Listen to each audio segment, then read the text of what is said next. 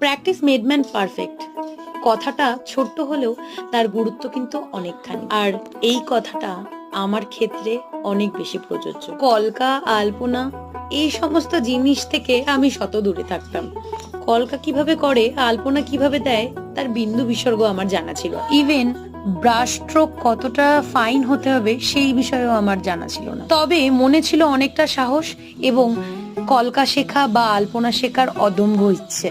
আর সেই ইচ্ছেই আজকের আমাকে এই জায়গায় এনেছে। জীবনে একটা জিনিস শিখেছি, কোনো কিছুই অসম্ভব নয়।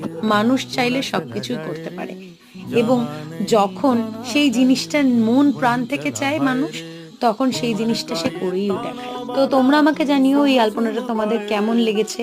অ্যান্ড এই আলপনাটা কিন্তু আমার মামির বাড়ির জাগ্রত কালী ঠাকুরের মন্দিরের মধ্যে করা। অ্যান্ড তোমাদের যদি ভিডিওটা ভালো লেগে থাকে তাহলে প্লিজ লাইক করে দিও, শেয়ার করে দিও, and don't forget to subscribe my channel.